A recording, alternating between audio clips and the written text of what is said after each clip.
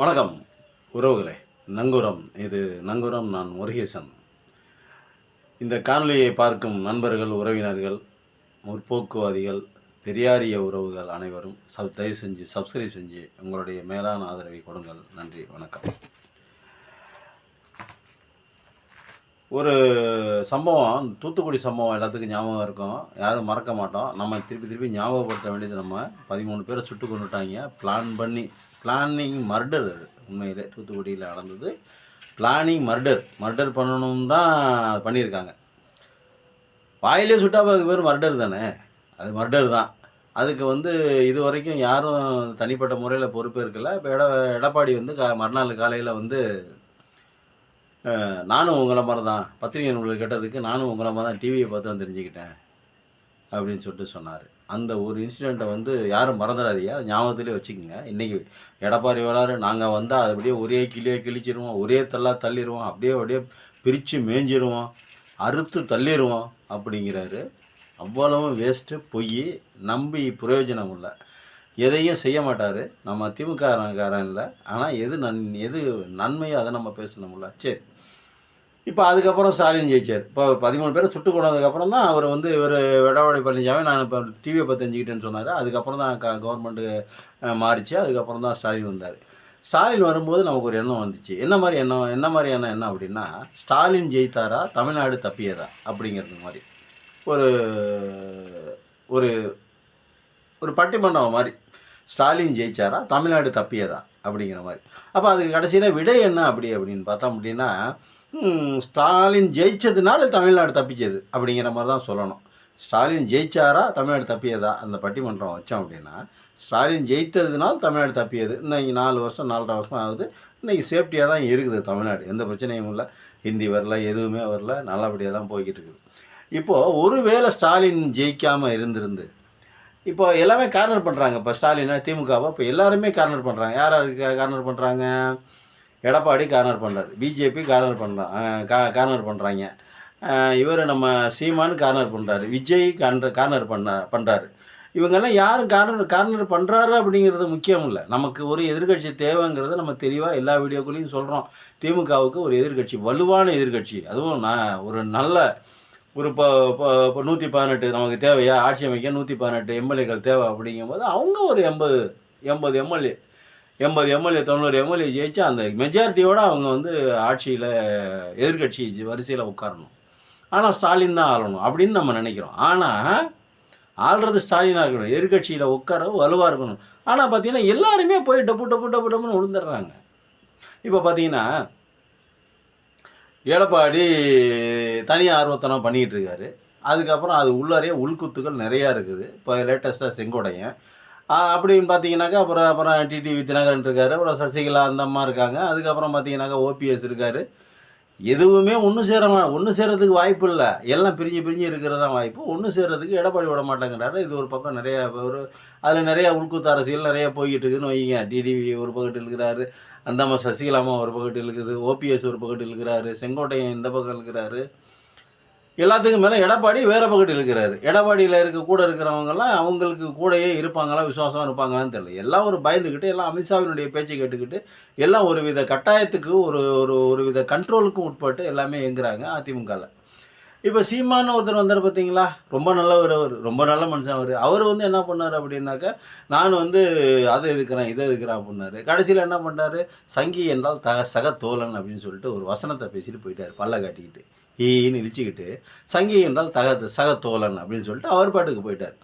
அதுக்கப்புறம் இன்னொருத்தர் வந்தார் பாருங்க அப்படின்னு சொல்லக்கூடாதோ, நாகரிகம் இல்லையோ, சரி ரைட். இன்னொருத்தர் வந்தார் பாருங்க, தம்பி விஜய் அவர்கள் வந்தாருங்க பாருங்கள். அவங்க கொள்கை எதிரி அப்படின்னு சொல்லிட்டு ஒன்று வந்தாங்க.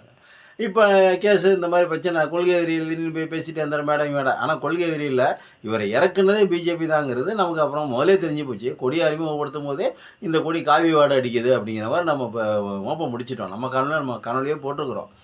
கொடியை அறிமுகப்படுத்தின மறுநாளே நம்ம காணொலியே போட்டுக்கிறோம்.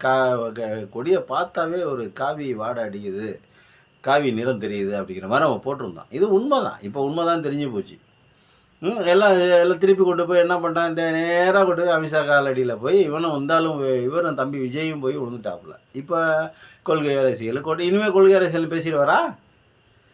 இனிமேல் கொள்கை அரசியல் பேசிடுவாரா? பேச முடியுமா? பேச முடியாது. பேசுனா கிழிச்சு உப்பு வச்சு தச்சிருவாங்க. அந்த மாதிரி சூழ்நிலை இப்போ போய் தம்பி போய் மாட்டிக்கிட்டாப்புல தம்பி விஜய். கொள்கை தலைவர், கொள்கை அரசியல், கொள்கை அரசியல், கொள்கை எதிரி, இப்படி நீ பேசி பேசி பேசி அவரையே கொள்கை எதிரியா, கொள்கை அரசியல் தலைவராக அவர் தான் தலைவர் அப்படிங்கிற மாதிரி இப்போ ஆகிப்போச்சு. இப்போ எல்லா கட்சிக்கும் அவர் தான் தலைவர். வித்தவுட்டு திமுக,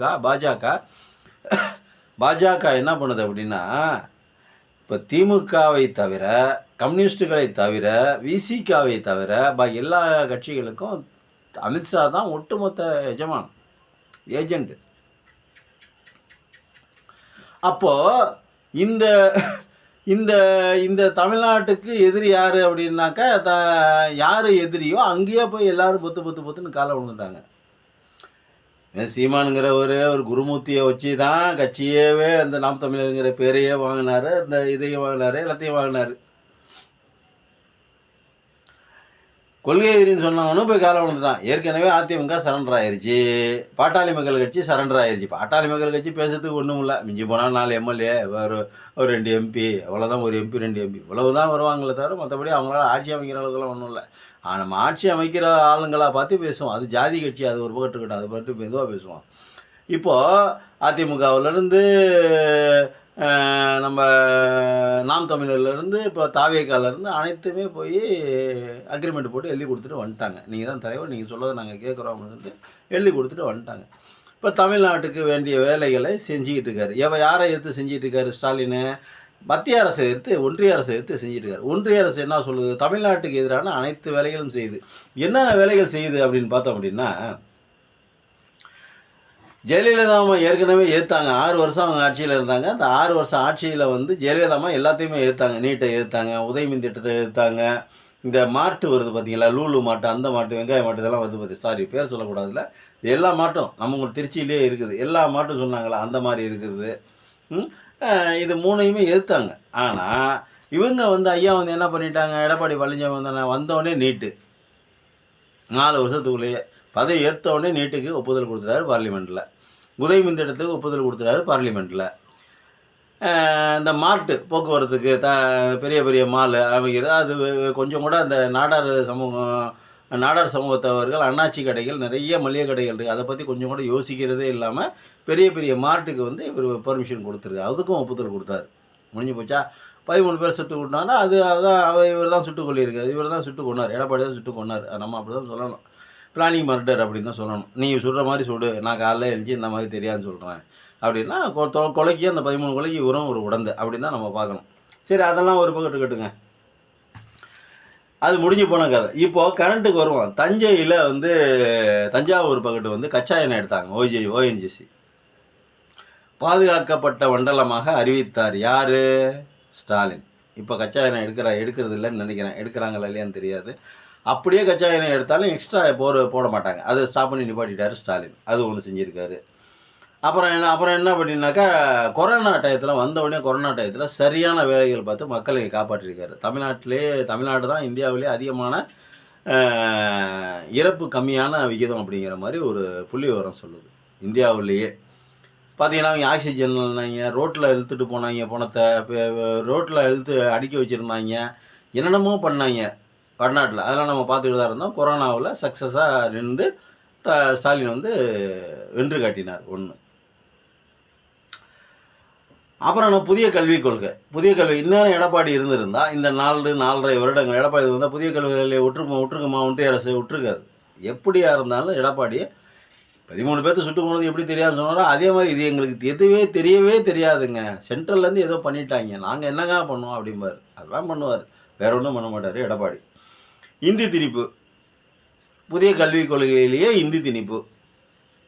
புதிய கல்விக் கொள்கை வந்து அது என்ன பேர், என்ன குலத்தொழில், அதுதான். அதை வந்து நேரம் திணிச்சிருப்பாங்க. மின்சாரம் தனியார் மயம், கண்டிப்பாக மின்சாரம் தனியார் மயம் ஆகிக்கணும்.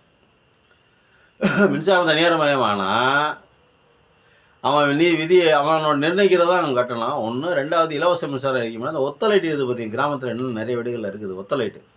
கலைஞர் போட்டு கொடுத்தது அது. அந்த ஒத்தலைட்டை பிடிங்கணுவான், அதுக்கு பணம் கட்டுறாமா, பிடுங்க மாட்டான், அதுக்கு பணம் கட்டுறான்னா அதுக்கு ஒரு மீட்டர் செட் பண்ணிடுவான். விவசாயத்துக்கு கொடுக்குற கரண்ட்டை கட் பண்ணு அப்படிங்கிறதான் ஒன்றிய அரசு. எடப்பாடி வந்து உதயநிதி இடத்துல கையெழுத்து போட்டார். ஆனால் பாதிப்பு எங்கே வருதுன்னா, எடப்பாடி இருந்த வரைக்கும் பாதிப்பு இல்லை. ஆனால் ஸ்டாலின் ஆட்சிக்கு வந்தப்போ 2 தடவை கரண்ட் பில் ஏறி இருக்கா இல்லையா? மாநில அரசு தான் ஏற்றிருக்கு. ஆனால் ஏற்ற சொல்லி கம்பல் பண்ணது யார்? அழுத்தம் கொடுத்தது யார்? ஒன்றிய அரசு. அது ஒன்று. இப்போ ஸ்டாலின் இல்லைன்னா என்ன தனியார் ஆக்கியிருப்பாங்க இதை. அதுக்கப்புறம் பார்த்தீங்கன்னாக்கா இந்த மாதிரி இன்னும் நிறையா இருக்குது. ஸ்டாலின் ஏற்று மத்திய அரசை ஏற்று செஞ்சுருக்குது. இந்தப்போ இந்த சார் வருது இல்லை, வாக்காளர் வந்து சரிபார்க்கிறது, திருத்தம் பண்ணுறது, இதுக்கு தமிழ்நாடு எதிர்க்குது. ஆனால் தமிழ்நாடை பற்றி மற்ற மாநிலங்களை பற்றி எதை பற்றியுமே கவலைப்படாத ஒன்றிய அரசு என்ன பண்ணுது? தேர்தல் கமிஷனை வச்சு அவன் சொல்கிறத பாட்டு சொல்லிட்டு இருக்க. நீ அந்த மேலே முதல்ல சொல்கிற ஸ்டாலின் தானே சொல்கிற பாட்டு சொல்லி நீ பாட்டு உள்ளே வந்து வேலை பாரு அப்படின்னு சொல்லி வேலை பார்க்குது. இதில் என்னென்ன கூத்தடிக்க போகிறாங்கன்னு தெரியல. இப்போ ஸ்டாலின் ஆட்சியை வந்து ஒரு அம்மா சொல்லுது, ஒரு அம்மா வந்து கண்ணாடி போட்ட ஒரு அம்மா சொல்லுது, தாமரை டிவின்னு நினைக்கிறேன், அந்த டிவியில் 4.5 லட்சம் கோடி கடன் வாங்கியிருக்காரு. 4 வருஷத்தில் 4.5 லட்சம் கோடி கடன் வாங்கியிருக்காங்க. இந்தியாவினுடைய கடன் வந்து எங்கேயோ போயிருச்சு, அங்கே போயிருச்சு, இங்கே போயிருச்சு. எல்லாம் எங்கே இருக்குது? அந்த 4 லட்சம் கோடி எங்கே இருக்குன்னா ஸ்டாலின் வீட்டில் இருக்குது. என்னங்கடா டே, ஒன்றுமே செய்யலையா? இலவச மின்சாரம் கொடுக்குறது, இலவச பஸ் பாஸ் கொடுக்குறது, இலவச பேருந்து கொடுக்குறது, மனிதர்களுக்கு 1000 ரூபா மாதம் 1000 ரூபா பணம் கொடுக்குறது, உடல் ஊனமுற்றவர்களுக்கு, ஆண்களுக்கு, படிக்கிறவங்களுக்கு எல்லாத்துக்கும் பணம் கொடுக்குறது. நீங்கள் பணம் கொடுக்காம, ஒன்றிய அரசு பணம் கொடுக்காமல் இருக்கும்போது கூட நல்லபடியாக நடத்தினது. கல்வி நிலையங்களே நல்லபடியாக நடத்தினது. இன்னைக்கு எவ்வளவோ இருக்குது, செஞ்சுக்கிட்டு தான் இருக்காங்க. சரி, ஒரு வேளை எடப்பாடி வந்து அதெல்லாம் செஞ்சிருவாரா? சீமானை வந்தால் செஞ்சிருவாரா? சங்கி என்றால் சகத்தோழம்னு சொன்னவர் எப்படி வந்து செய்வார்? கொள்கை எதிரின்னு சொல்லிவிட்டு இன்னொருத்தர் வந்தார். அவர் வந்து நேராக போய் இப்போ சிபிஐயில் போய் சிக்கிக்கிட்டு மாட்டிகிட்டு இருக்கார். அவர் வந்தால் இதெல்லாம் பூரா எதிர்த்துருவார். இந்த திட்டங்கள் பூரா தமிழ்நாடு அரசு வந்து மத்திய அரசை எதிர்த்துருவாங்களா? இவங்கெல்லாம் வந்தால் எதிர்த்துருவாங்களா? ஒன்றும் இல்லை, ஒரு சின்னதாக ஒரே ஒரு வேலை போராட்டம் பண்ணி இல்லை, நீ போய் அங்கே போய் பேசின 41 பேர் செத்து போயிட்டாங்க. ரைட்டு, விஜய்க்கு ஒரு சொல்கிறேன் நான், இது சீமானால் முடியாது. செய்கிற மாதிரி இத்தனை வருஷம் 10 வருஷமாக செஞ்சுருப்பார், 10-15 வருஷமாக செஞ்சுருப்பார். முடியாது சீமானால். விஜயால் முடியும்னு நான் இன்னும் நம்புகிறேன். ஒன்றும் பிரச்சனை இல்லை. நீ பாட்டு போய் மவுண்ட் ரோட்லேயே ஏதாவது ஒரு முக்கியமான இடத்துல போய் உட்காந்துக்க. நீட்டை வந்து எதிர்த்து கையெழுத்து போட்டால் தான் நாங்கள் வந்து 1 முடிப்பேன் அப்படின்னு சொல்லி உட்காரு. உன் கூட 1 லட்சம் பேர் வந்து உட்காருவாங்க. அந்த ஒரே ஒரு வேலையை மட்டும் செய்யி. உனக்கு அதுக்கு திராணி இருக்குதா? நம்ம இளைஞர்கள் போய் கொரோனா இதில் மெரினாவில் போய் உட்காந்துக்கிட்டு ஜல்லிக்கட்டுக்கு கையெழுத்து போட்டு தான் அவனை ஒத்த காலம் நின்னாங்கல்ல. அது மாதிரி தானாக திரண்ட கூட்டம் வந்து அது மாதிரி பண்ணிச்சே. நீ ஒரு இவ்வளோ பெரிய ரசிகன்னு உன்னை பார்க்க பல ஆயிரக்கணக்கான பேர் வராங்க. நீ ஏன் போய் மெரினாவில் போய் உட்காந்து கொரோனாங்கிற இந்த இதை தீர்த்தாதான், நீட்டுக்கு கையெழுத்து போட்டு கொடுத்தாதான், நீட்டு இல்லைன்னு சொல்லிட்டு எங்களை இலக்கு கொடுத்தா, நீட்டுக்கு விலக்கு கொடுத்தா மட்டும்தான் நான் உண்ணாவிரதம் முடிப்பேன், நான் செத்தான முறையில் உட்காந்துருப்பேன், நடக்கிற கலவரங்களுக்கெல்லாம் நீங்கள் தான் பொறுப்பு அப்படின்னு சொல்லிட்டு போய் உட்காரு பார்ப்போம். முடியுமா? திராணி இருக்கா? தெம்பு இருக்கா? வாய்ப்பு இருந்துச்சு, நீ செய்யலை. இப்போ போய் மாட்டிக்கிட்டு அவங்க இனிமேல் ஒன்றும் செய்ய விட மாட்டாங்க. நீ எங்கிட்ட போக முடியாது. இப்போ இவ்வளோ பேர் இருக்கிறாங்க. இப்போ ஸ்டாலின் இல்லைன்னா தமிழ்நாட்டோடைய நிலைமை, ஸ்டாலின் ஜெயிச்சாரா, தமிழ்நாடு தப்பிச்சதா? இதுதான் பட்டிமன்றத்தோடைய கேள்வியாக வைக்கணுங்கிறது என்னுடைய ஐடியாவாக இருந்தது. இப்போ ஸ்டாலின் ஜெயிச்சதுனால தான் தமிழ்நாடு தப்பிச்சுக்கிட்டது அப்படிங்கிறது இப்போ நமக்கு விளங்குது, வெட்ட வெளிச்சமாக விளங்குது. ஒரு அம்மா சொல்லுது ஊழல் 4.5 லட்சம் கோடி வாங்கணும். அந்த அம்மா கண்ணாடி போட்ட அம்மா, பிஜேபிக்கார அம்மான்னு நினைக்கிறேன். அந்த மாதிரி நல்லா தான் பேசி அங்கே 1 கிலோமீட்டர் ரோடுக்கு வந்து 18 கோடி ரூபா செலவு பண்ண இடத்துல 250 கோடி ரூபா செலவு பண்ணாங்களா? அதையும் கேட்கல. பிஎம் கேர் ஃபண்டுன்னு வச்சுக்கிட்டு அதை வாங்கி இது பண்ணாங்களா? அதுக்கு என்ன பண்ணல? தேர்தல் ஃபண்டுன்னு வச்சு அதை வாங்கி நிசில் பண்ணிக்கலாம். அதையே இந்த பொம்பளை பேச மாட்டாம்மா. சாரி, பொம்பளைன்னு சொல்லக்கூடாது, சாரி இல்லை. அந்த அம்மா ஏன் பேச மாட்டாங்குது? இந்த மாதிரி நிறைய விஷயங்களை ஏன் இந்த அம்மா பேச மாட்டாங்க? இல்லையே வாரம் அந்த டிவி, அந்த டிவி, இந்த டிவி, நியூஸ் 360 இவ்வளவும் பேசுகிறாங்க. சாணக்கியா அது வர டாப்பாக பேசும். அப்புறம் இன்னொருத்தர் இருக்கார், அவர் ரொம்ப தங்கமான டைப்பு, அவர் மாரிதாசா, அவர் போர்டை வச்சுக்கிட்டு அவர் பண்ணுற அலப்பறையா வாயை திறந்தா பொய்யாக தான் பேசுகிறாங்க. பொய்யா. ஏன்டா சென்ட்ரலில், மத்தியில், ஒன்றியத்தில் இவ்வளவு பிரச்சனை நடக்குது. அது ஏன்டா பார்லிமெண்ட் கட்டினாங்களே, தண்ணி உள்ளவங்க கட்டினா, அதை எவனாவது கேட்டிங்களாடா? இத்தனை டிவி வச்சுருக்கீங்களே, யாராவது ஒருத்தர் கேட்டிங்களா? ஆகுனா ஸ்டாலின், இந்தியா பூரா ஸ்டாலின் இருக்கணும், அவ்வளவுதான். இந்தியாவில் இருக்கிற கட்சிகள், தமிழ்நாட்டில் இருக்கிற கட்சிகள் அனைத்தும் ஸ்டாலினை இருக்கணும். ஸ்டாலின் எடுத்தால், திமுகவை எடுத்தால் உங்களுக்கு குழுன்னு இருக்கும். கடைசியில் எல்லாத்தையும் கொண்டு போய் அவங்க கையில் ஒப்படைச்சி விட்டு, அடடா நான் டிவி பார்த்து தான் அங்கே தெரிஞ்சுக்கிட்டா அப்படின்னா அவர் மாதிரி, எடப்பாடி மாதிரி கையை விரிச்சிட்டு போயிருவீங்க. வேறு என்ன செய்வீங்க நீங்கள் ஆட்சிக்கு வந்து?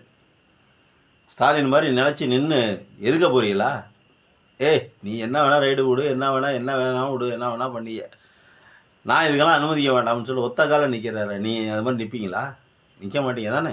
அப்புறம் எதுக்கு உங்களுக்கு ஓட்டு போடணும்? உங்களுக்கு ஓட்டு போடுறனால தமிழ்நாடு மக்கள் எப்படி மீட்கப்படுவாங்க? தமிழ்நாட்டை மீட்போம் அப்படின்னு சொல்லிட்டு இதில் பிரச்சாரம் வேறு. வெக்கமாக இல்லை இதெல்லாம் பேசுகிறதுக்கு. 13 பேரை சுட்டு கொண்டு விட்டு 13 பேர்த்த கொலை செஞ்சு விட்டு நான் டிவியில் பார்த்து தான் தெரிஞ்சுக்கிட்டேன் அப்படின்னு சொன்ன எடப்பாடி தமிழ்நாட்டை மீட்க போகிறாராம். நம்ம தான் சிந்திக்கணும் மக்களே.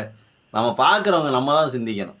என்ன நடக்குது, அரசியல் நிகழ்வுகள் என்ன நடக்குது, யார் வந்தால் என்ன செய்வாங்க, இவர்களால் இதெல்லாம் செய்ய முடியுமா அப்படின்னு நம்ம தான் வந்து சிந்திச்சு பார்க்கணும், நம்ம தான் யோசித்து பார்க்கணும்.